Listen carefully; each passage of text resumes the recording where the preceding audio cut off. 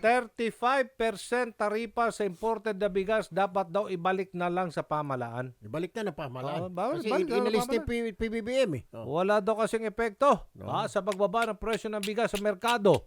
Ang pagtapyas niyan, 15% tinapyas, hindi pa rin bumababa yung presyo. Tapos dapat ang maganda dyan, yung gobyerno na lang mag-import. Yan. At ang gobyerno na lang ibigay dyan sa mga government agency, mga DSWD, yung mga kadiwa na yan, para makabili yung mga kababayan natin. Hindi kagaya nito, mga bigay tayo ng bigay ng permit sa mga negosyante ng mga importer, hindi na mabubaba ang bigas. So, doble kita sila. Kita na sila dahil lumiit ang bayad ng buwis. Kita pa sila sa mga kababayan natin. Ang benta nila napakataas. Pusag irin. Puro kayo mga manluloko ha. Alas 10:48. Nasa linya po si Rosendo So ng Sinag. Magandang umaga po Sendong, sir. Sir? Manong Erwin, Kong Erwin, magandang umaga sa lahat. Kasama po natin si Aljo din po. Live po tayo sa PTV. Alam mo sir, dati sabi ko, maganda ito. 35% na wala sa taripa. So, bababa na ang mga imported na bigas.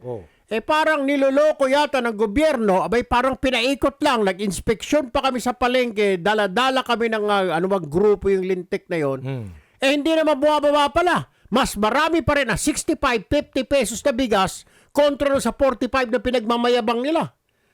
Kasendo. Yeah. Kong Erwin, yun nga ang problema. Ang pinasok na natin, no, mula nung bumaba yung taripa is 1.8 million metric tons, no? 1.37 million metric tons. Or pag kilo, 1.3 billion na kilo nang pumasok, no? Kung ito is 50 kilo bag is 27 million na kabang na 50 kilos. In spite of that, yung pagbaba ng taripa from 35 to 15%,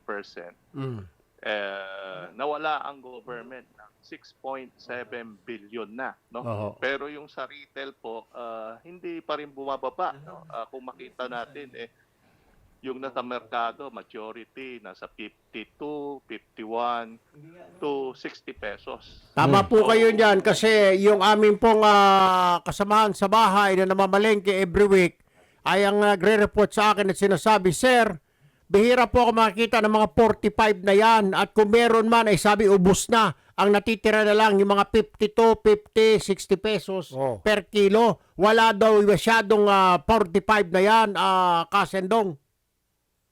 Yeah, Kong Erwin, yun nga ang problema natin. No? Nawala na nga yung sa government ng collection ng tariff para sa ating mga magsasaka. Yung mga consumer naman hindi na kinabang dun sa sinabi nila na dapat ganito na lang siguro Kasendong. Ipaparating na lang ho namin siguro sa palasyo na maging ako ay hindi ko nagugustuhan itong mga nangyayari dito. Sir. Anyway, salamat po sa oras na binigay niyo po sa amin. Thank you po. Loud and clear. Ngayon ko po, naintindihan ko na po, parang niloloko nga tayo nitong mga negosyante nito. Thank you, Kasendong So, Chairman Sinag. Good morning po. Philippine Rice Industry Stakeholders Movement, PRISM. Kaorle, good morning. Yes po. Kasama natin si Kong Erwin Tulfo. This is Aljo Bendio, Kong. Kaorle. Yan. Akala ko ba bababa na ang bigas natin? Bakit patuloy pa rin? Wala akong makita, bihira ako makakita ng 45 pesos per kilo. Puro nakikita ko 50, 55, 60, 65 sa palengke. Bakit to? Ano ho nangyari dito, Kaorle? Ka-Erwin, yung mga bigas po halos nagsisidatingan po. Sir. Ito po yung mga na-import po nila doon sa mataas po na presyo. Ngayon pa lang po sumasabay po yung mababa po. Kailan natin makikita yung mababang presyo, Kaorle? Kailan? Alam mo, sir, ganito lang po I really feel bad kasi abot-abot ho ang pagdepensa natin dyan sa inyo, kayo mga importer, abot-abot po depensa ni Speaker Romualdez, believing na pag inalis, binabaan itong taripa, bababa ang presyo ng bigas. Hindi naman ho, wala tayong nakikita. Lukuhan ho ito. Might as well, ibalik na lang ng Pangulong Marcos yung taripa para kumita pa ang gobyerno rather than hindi po nararamdaman, sir. Opo. Sir, may mga nakikita na naman po kami na nasa 40. Galing po sa 50 plus. Ngayon po, mas marami na po yung mga 40 plus po. Na Saan ho makikita yan, Ka-Orly? Saan? You have to tell us where. Kasi po, marami po nagko-comment dito. Press release lang daw ho ninyo yan ng mga negosyante. Niloloko kayo kung Erwin ng mga negosyante na yan. Ibalik na lang po yan. Wag na hong bigyan ng taripa yung mga yan. Ibig sabihin, ibalik na lang daw ho yung tarif. Kasi hindi naman po bumababa, Ka-Orly. Maging yung aming kahapon po, yung aming kasama sa bahay, pinatingin ko dahil namalengke, sabi niya, meron pong isa dyan sa Q-Mart sa dalawa lang nagbibenta 45 pero limitado 3 kilo lang. Ang marami po 52 maski isang sako, pang 60 pesos maski 5 sako pa ang bilihin mo, yun daw ang presyo. Kaya nga tanong natin, anyari? Abay June pa ho tinanggal yung taripa, Ka-Orly. Alam ko namang monthly po ang pasok ng mga imported na bigas sa atin, Ka-Orly. Opo. Ang nakita po kasi namin po, Erwin po, ang karamihan po na dumarating po ay mga 5% po, yung mga premium. Isa nga po ito sa mga pakiusap po namin sa mga importers na magparating po ng mga 25% at broken para kumalat po sa mga pamilihan po sa mababang presyo. Siyempre po, dahil open trade po tayo at ngayon naman po na July 5 or 16 po, July 5 po, nag-take effect po yung ating 15% tariff. Hindi naman po lahat nakapasok po agad, ka Erwin. So ngayon po nagsisidatingan po yan.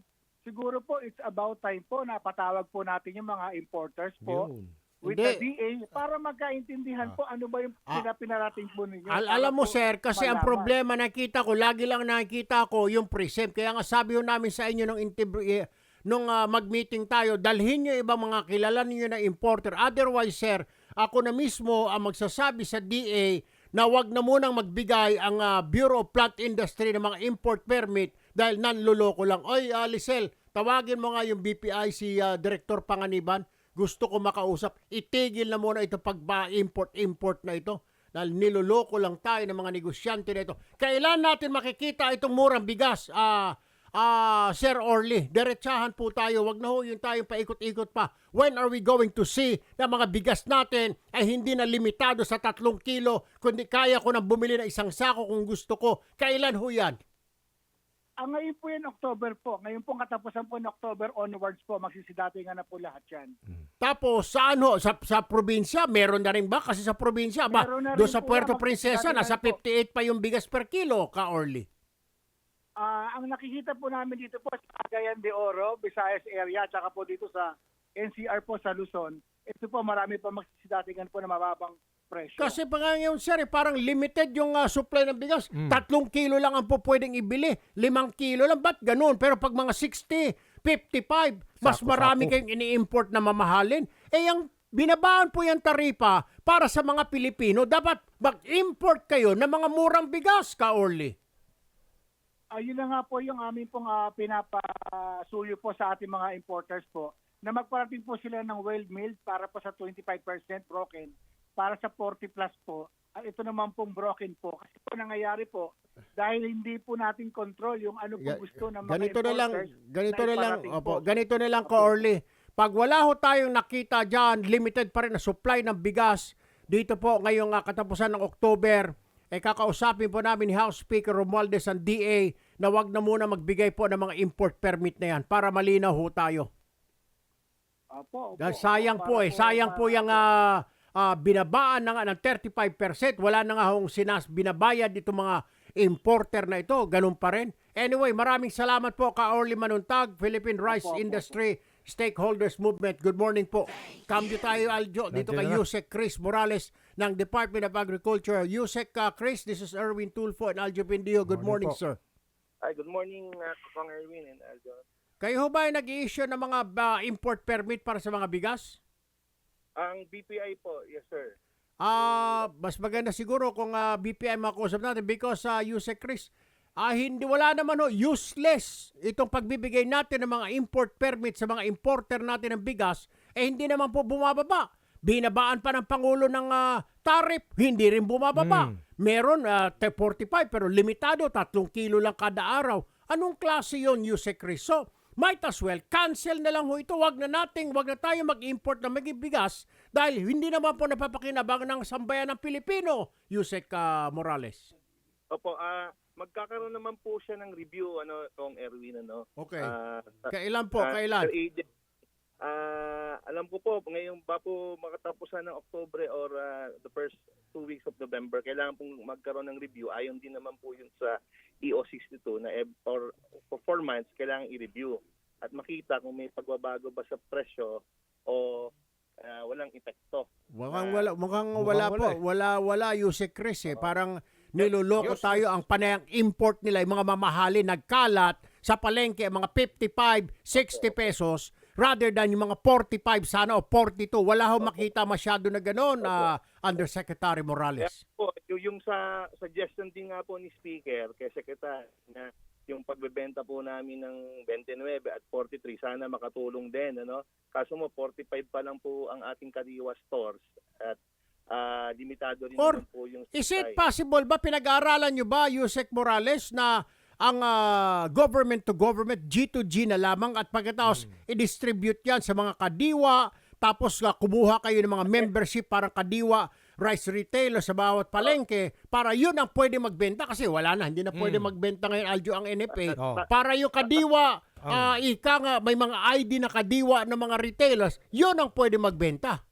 Tama po yan, Kong Erwin. Pinag-aaralan po yan. At alam ko po, kaka-release lang ng pondo po ng DA para dyan. Alright. Para makapagpabenta po ng mas mamurang Yan. Ano po to? Parallel po to, Ginagawan po ng gobyerno sa tulong po ng ating mga kasamahan sa office, saka sa legislative para po masosolusyonan to. Pero andyan din pa rin po yung pag-aaral namin kung ano yung naging epekto nitong pagbaba ng taripa. Pero hindi po namin binibitawan na Opo. mismong gobyerno, ito yung sinuggest na rin po natin sa RCEP na pag gantong may mga pangangailangan, dapat makialam ang gobyerno para makapagbenta po ng mas mura pong bigas para po sa mga nangangailangan po nating mga kababayan. Alright. Yusek Chris Morales ng DA, maraming salamat po. Magandang umaga po sa inyo. Maraming salamat po. Dapat i-cancel na yan. At government na lang mag-import. Pagkatapos, apply ka na lang kung gusto mo magtinda. Kung retailer ka ng bigas, mag-apply ka as kadiwa. Registered retailer. Oo. Para dumami. Doon ka, bibigyan ka ng gobyerno ng DA. Kasi NFA hindi na pwede magbigas eh. Ngayon, mangyari, parang instead of NFA, Kadiwa licensed retailer. At saka mas dadami ng kadiwa all over the Philippines na. Exactly. Bibigyan na lang Siyempre. siguro ng...